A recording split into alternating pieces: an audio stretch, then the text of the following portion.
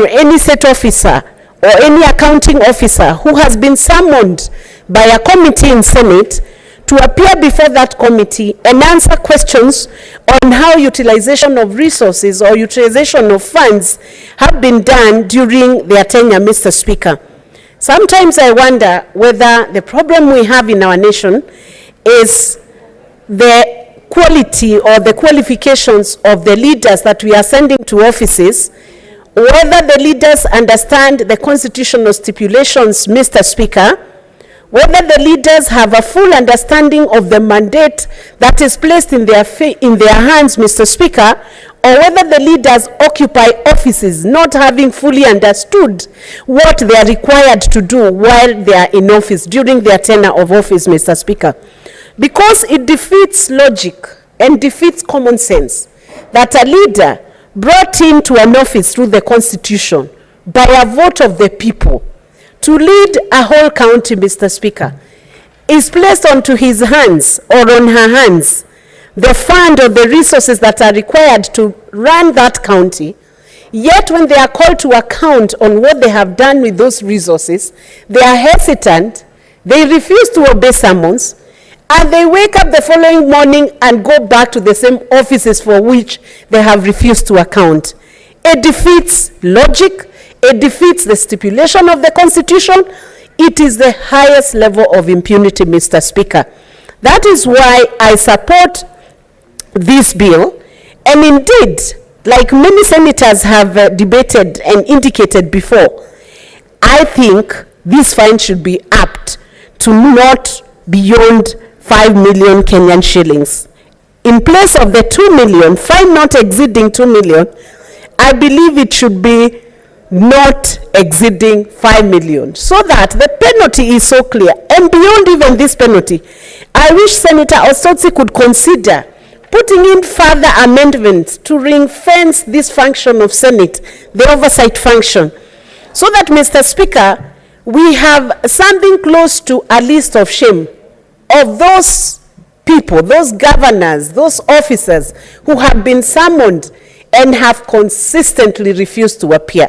So that there is a rule that even proposes that if you failed to appear on one single summon 3 times, and maybe you've even been fined the first time, there are no justifiable reasons why you did not present yourself before the committee.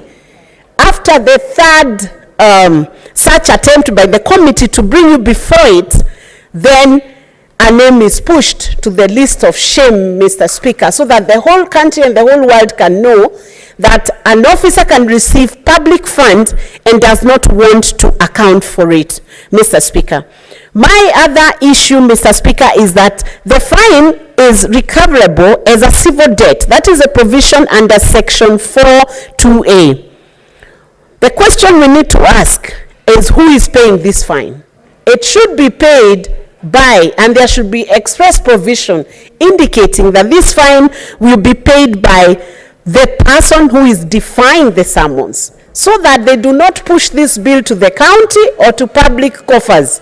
The public coffers must not be paying for the irresponsibility or the negligence of officers in failing to appear before the committee. Mr. Speaker, beyond the list of shame, there should be another sanction, Mr. Speaker. It should have a correlation with this person being voted in during the next round of elections, Mr. Speaker. And that brings in the aspect, Mr. Speaker, of involving the IEBC or the ORPP into this whole equation. So that if an officer or a person was not willing to abide or humble themselves under a certain process, parliamentary process, there should be a sanction on their candidature during the upcoming or the next, the following election, Mr. Speaker. That means if a candidate or if a governor has failed and is a first-time governor, Mr. Speaker, the second chance, they should not get an opportunity to be a candidate because they do not want to account for the functions and the role that the public has given to them, Mr. Speaker. So, Mr. Speaker, I have stood to say that I'm in full support full sanction to be levied against a person who defies the summons, Mr. Speaker, and that further penal sanctions be laid out. And if Senator Otsotsi could consider adding in more, then it will mean that it's a serious issue when you are summoned in Parliament to account for the responsibilities which Kenyans have placed into the hands of leaders. And if they are not able to meet the standards and they cannot do it, they may as well resign from office and allow other candidates to occupy those offices and perform what they are required to do under the Constitution. Thank you, Mr. Speaker. Thank you, Senator Veronica. Senator Seki Lenku Olekanar. Thank you very much, Honorable Speaker. I also want to support this motion, particularly on these amendments of the parliamentary powers and privileges amendment bill. And I want to thank the Honorable Senator Otsotsi for coming up with these amendments. Honorable Speaker, I happen to have been involved in so many issues, particularly on the issues where the cabinet secretaries are not appearing before my committee as the chair of Trade and Industrialization Committee in so many occasions. And this definitely brings a solution to that problem, where the oversight that we are mandated as the Senate to oversee, or even to as a function that needs to be, that has been given as a privilege given to the Senate and to Parliament, it is a solution that brings an end of this problem. I want to support these amendments and get to understand that while we are in operations, particularly in our committees, working together with several, calling in or even inviting several cabinet secretaries, CEOs or director generals of institution parastatals, we undergo such kind of emulations as chairs, and that also tries to underperform our performance in these committees. Now, because we don't get the responses that we ought to have been giving, particularly on the statements and petitions that are given by the members of public. And I believe my brother Otsotsi is coming in with a very long experience while he's the chair of PIC, and those are the issues and stress that is also undergoing as a chair. And I want to say that this is the time when we really need to stand our feet as the Parliament, and the Parliament is being respected by the public officers who have been given mandates to do the implementations and work on behalf of the public. I believe by having some penalties increased, or even add the penalties instead of 500, we add to 2 million as proposed by this bill. I want to say that this is the right way to go. I believe that when we say 2 million, it might even be very small, as indicated by several of our colleagues. It is important that we come to realize that 2 million may even be a small amount to most of the CEOs and governors and CSSs who are coming before these committees. I believe that that will definitely give them more. It will be very punitive to them, and they are able to get to understand that something is on their shoulders, such that now they will be they will know that something is coming, and they will be able to be very responsible, come in on time, and even when there is excuses that they normally gives to us, it could be something very responsible, something important, because they know they will not be able to pay these penalties. So to me, I think the other penalties or even charges that has been proposed by my colleagues, particularly on issues of CRB, I want to support this. The clearances as to Parliament is very important, that the senator, the owner of the bill, need to look at, and more importantly, the list of shame as proposed by my sister Veronica Maina. And these are the issues that really needs to get into this bill, so that these people get to understand that their office, being in that office, is in behalf of so many people. He's on behalf of many people who are supposed to have been in that office. But he has been given a privilege to sit in that office, to work to the public, and even to be responsible, and you know, responsible at any given time, that is when he's called by Parliament. So I think this is a very important bill that we need to support, and as a Senator of Kajiado and the chair of Trade and Industrial Committee, I want to support this bill in totality. Thank you very much, Honorable Speaker. Senator Joe Ruto.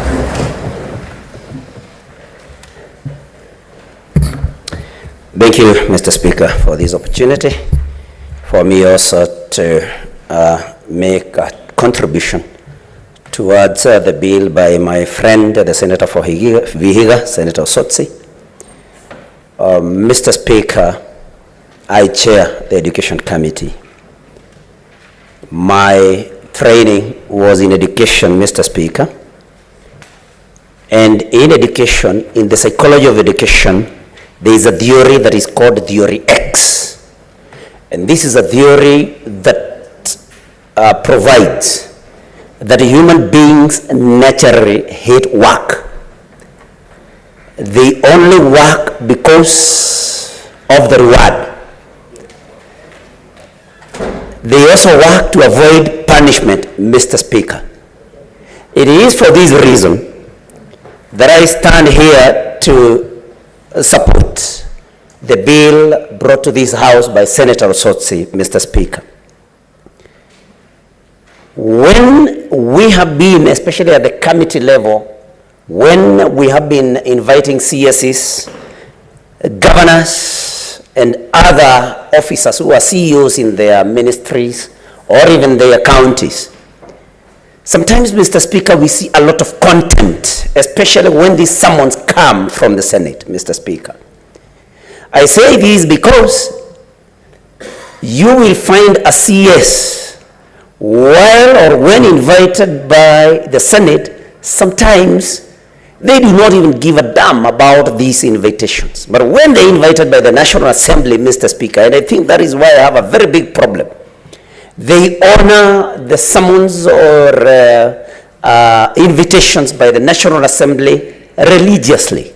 The same does not happen with, sometimes does not, they do not take summons by the Senate as seriously as they do when it comes to the National Assembly, Mr. Speaker. And that is why we must, through this bill by Senator Sotsi, give the Senate teeth to bite, and bite well, Mr. Speaker.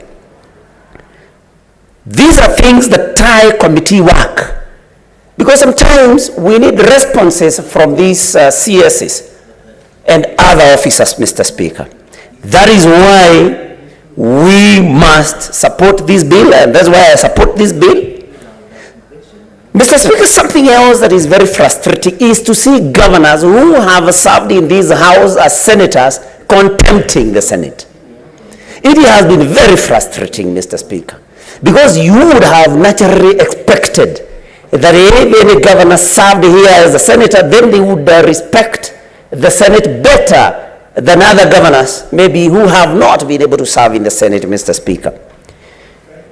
What then I propose is that we make the minimum penalty 5 million, not even 2 million. I would propose 5 million, Mr. Speaker, with a capping of 10 million. And let it be paid from their personal account, Mr. Speaker, because they cannot make the institutions which they serve to pay these penalties, Mr. Speaker. Mr. Speaker, we must take these things very seriously. This contempt must be dealt with. And it is for this reason, Mr. Speaker, amongst very many other reasons, that I support this bill with a proposal again of 5 million minimum and maybe a maximum of 10 million. Mr. Speaker, I support, and thank you very much. Senator Mandago Jackson.